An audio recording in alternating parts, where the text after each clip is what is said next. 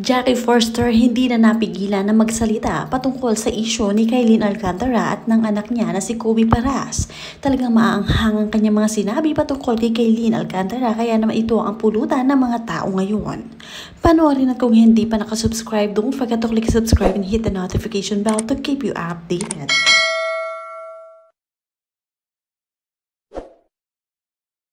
Naghanda pa nga ng mahabang babasahin para madepensahan ang anak na si Kobe Paras. Bilang mother, ito ang resback niya kay Kailyn Alcantara na akala ng marami ay biktima. Ito pala ang totoo sa kanila ni Kobe according sa site ni Jackie Forster. Ito ang maanghang na pasabog ng mami ni Kobe Paras para kay Kailyn Alcantara. Number 1, ayon kay Jackie, January na magsimulang magkalabuan sina Kobe at ito ay dahil daw sa mga masamang sinasabi ng parent ni Kailyn kay Kobe. Number 2, dagdag ni Jackie, for the next few months, Kobe had a few more encounters with Kailyn's parents that really put him off. The things said and done to him are unforgivable.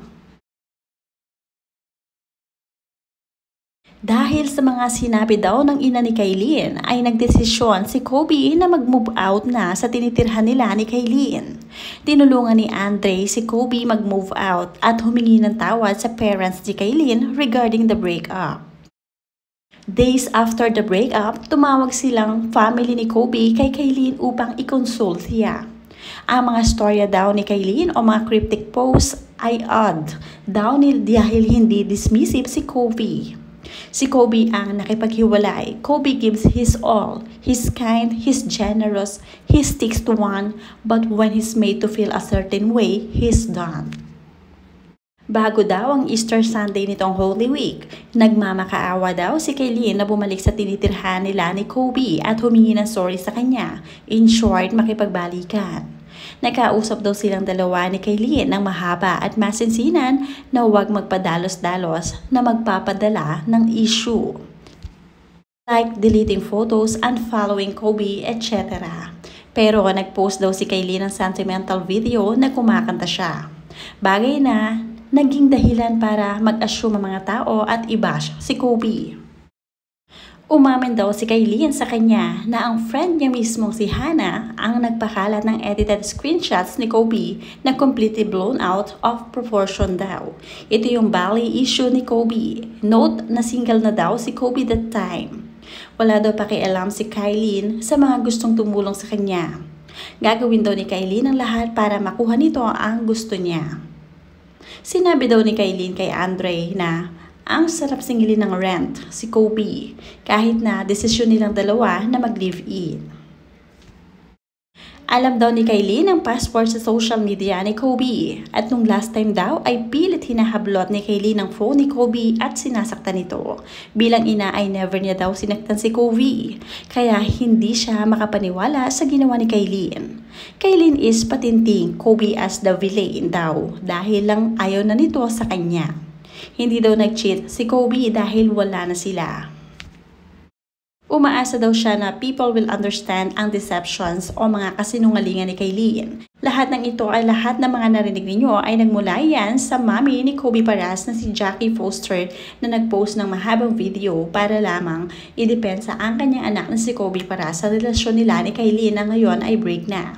Kaya naman may ending message pa si Jackie Forster para kay Kailyn Alcantara.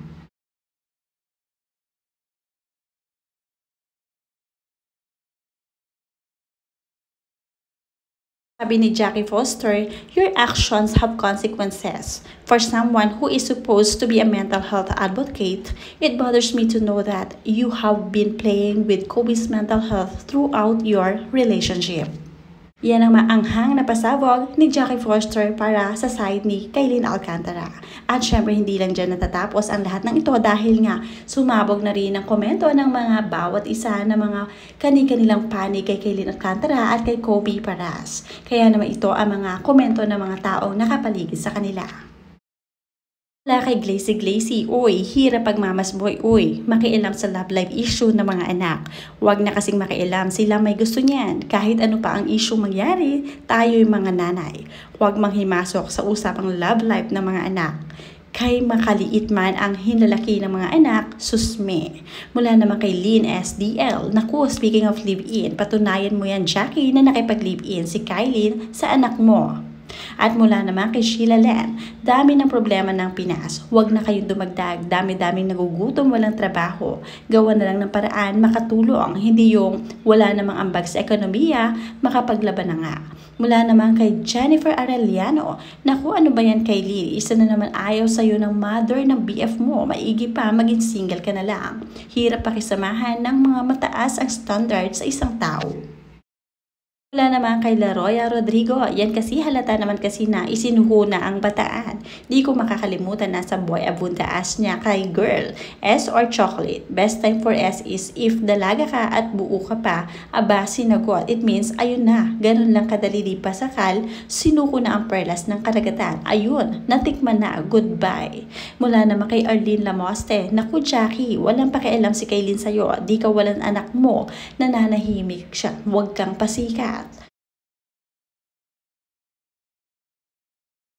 Pero kung tutuusin ay loving mother naman talaga itong si Jackie Forster, kaya naman no wonder na ipinagtatanggol niya ang kanyang anak na si Kobe para sa lahat ng mga nangaapi dito.